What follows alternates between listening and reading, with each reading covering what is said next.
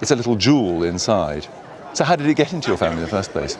It goes back to about 1940, and the family lived in this area, which is a mining area.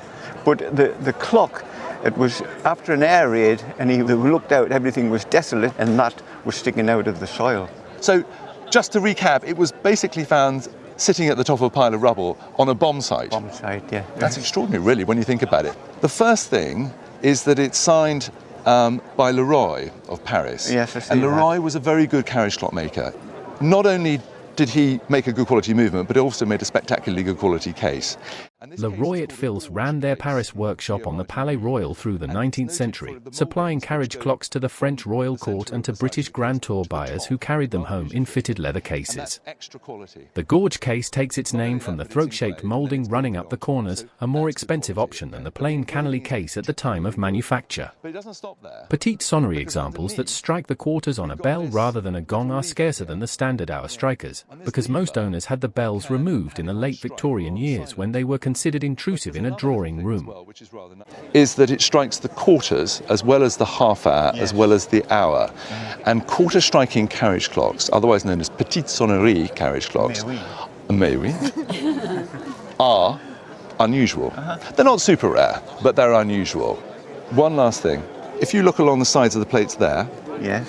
there's another signature. Have you seen that before? No, I haven't got So it's the- Leroy and Fils of Palais Royal, Paris. And that's a sign of Leroy's better quality.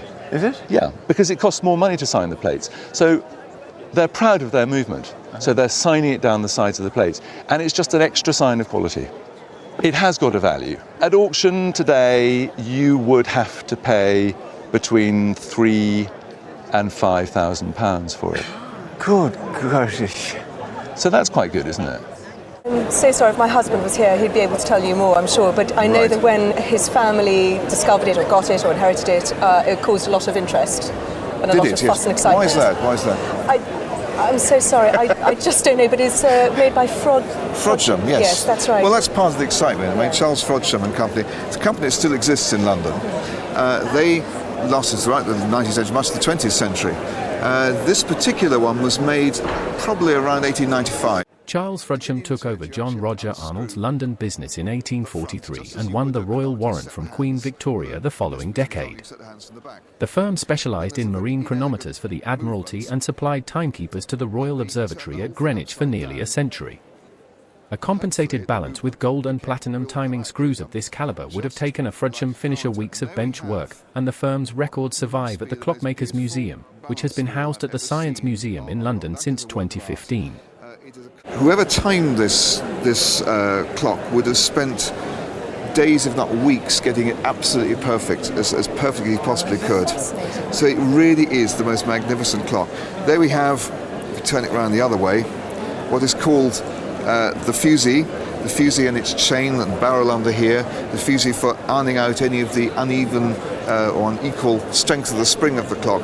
This will keep time, hopefully, within a very few seconds a week, and it is a week-going clock. It should run for a week. We do, yes, about 5-6 days. You say it runs 5-6 days. Well, it's nearly fully wound now, and it's having great difficulty going. So actually, it needs a bit of a clean. There's no doubt about that. So, if this is coming to auction, I think you're looking at sort of £3,500–4,000 price. Really, as much as that?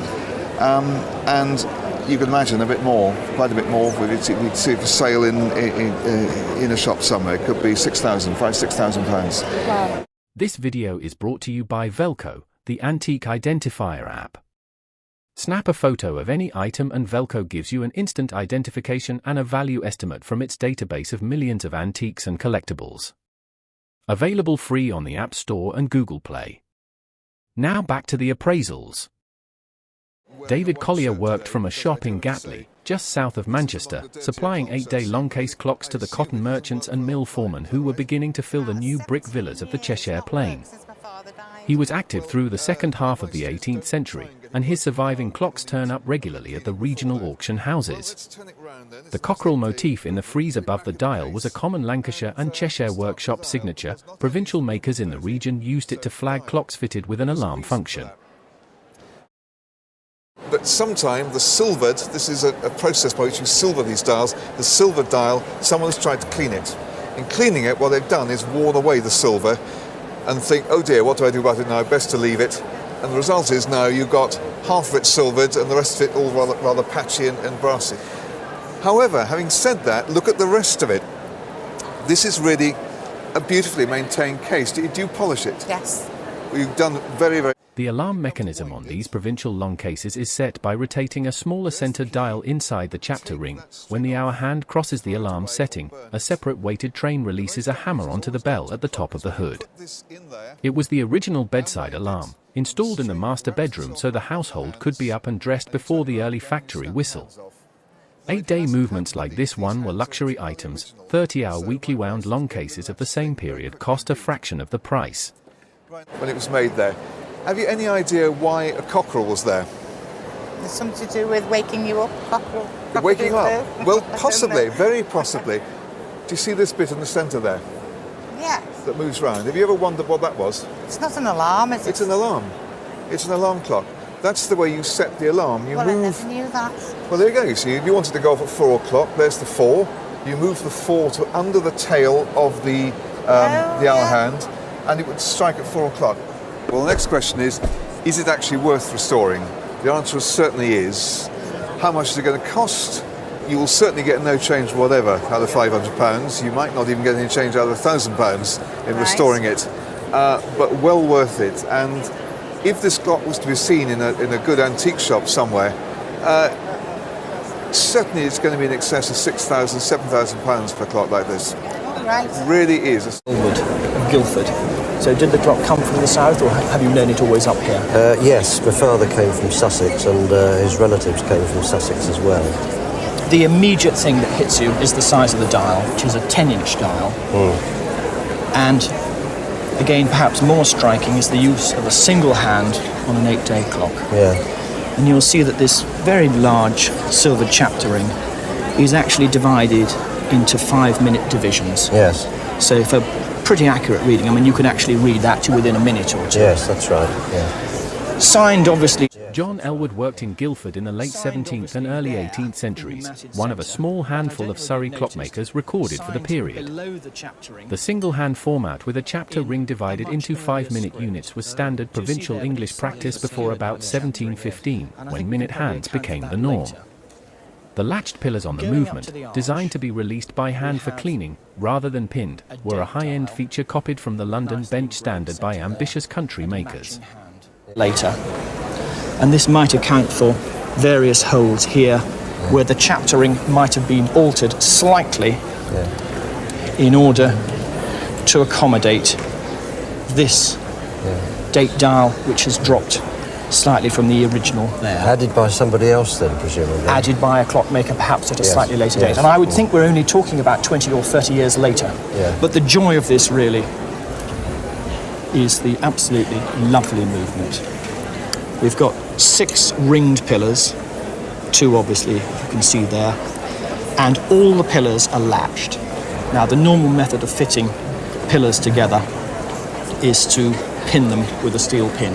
But you can see here on this dial foot that you've actually got a little latch which just swivels round. So when a clockmaker wants to take the clock to pieces for cleaning or whatever, he can just literally take it apart with a flick of a few fingers.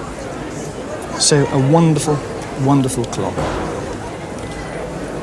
And let's turn to the case, which is here. And the reason we've taken it out of the case, sadly, is because the case has been, well, rather over-restored, and it does slightly detract from it. We've lost a lot of the patination. Did you have that done fairly recently or not? About 10 years ago. Do you have it insured? Not separately. Not separately. Well, you ought to have it insured separately, because it's a super thing.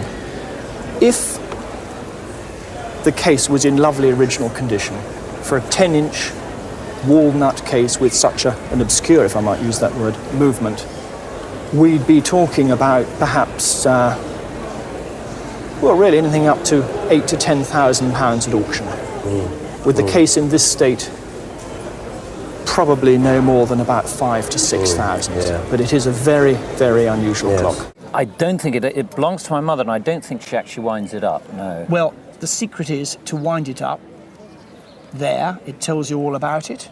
The arrow to go one. Thomas Cole worked from a small Clerkenwell workshop from the late 1830s until his death in 1864. He never opened a shop of his own. Instead, he sold his clocks exclusively through the leading London retailers, Hancock, Hunt and Roskell, Arspray, and a handful of others, who applied their own names to dials Cole had finished. His total recorded output is a few hundred pieces across his career, and examples are held by the Victoria and Albert Museum and the Royal Collection. The Strut form, with its slim brass case standing on a folding kickstand, was designed for the carriage trade and the gentleman's travelling desk.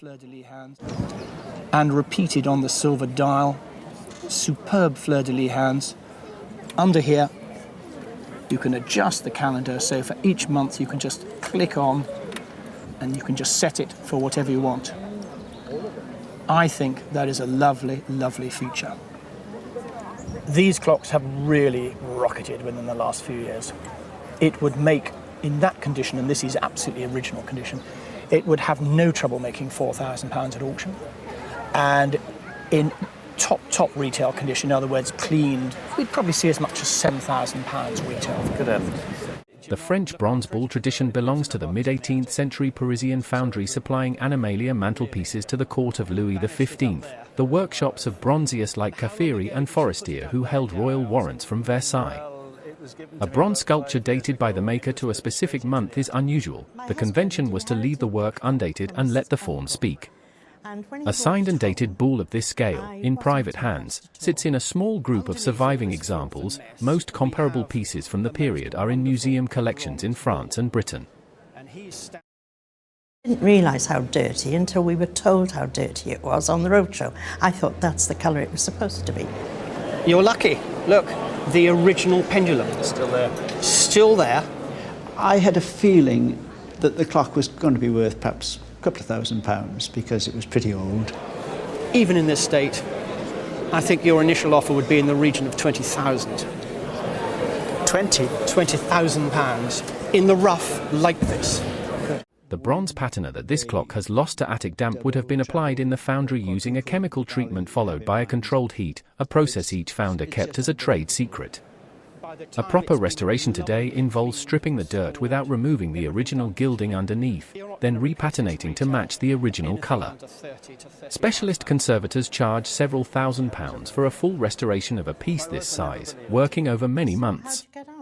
The mechanical movement inside is almost incidental to the value. The bronze is the asset. But when I got to the £30,000 mark, I was getting a bit too excited and a bit emotional. It just didn't enter my head, or Keith's, that it could be that valuable. I said to Audrey, I said, well, I want to see it restored. OK, we're going to sell it, but I want to see it restored. I want to see what it really should look like. It was obviously rather worrying, the fact that it had been in the attic for such a long time, and there may have been a little bit of damp there, but considering it survived very, very well. When we removed the springs from the barrels, they were actually signed and dated by the manufacturer, February 1754. So this is exciting because it's another thing that we can use to date the clock quite accurately. The moment of truth. Wow. Oh, that's fantastic. Yeah. Oh, you've done a great job. That's fantastic. Wow. It's beautiful. Yeah. It really is. We were very you happy. would never have believed that it would have looked as good as this. It was so black, and of course you're never quite sure what's going to be underneath. It's absolutely marvellous. Absolutely. Thanks so much for watching. If you enjoyed this one, hit the like button and subscribe so you don't miss the next. And there are plenty more incredible appraisals waiting for you on the channel. Go check them out.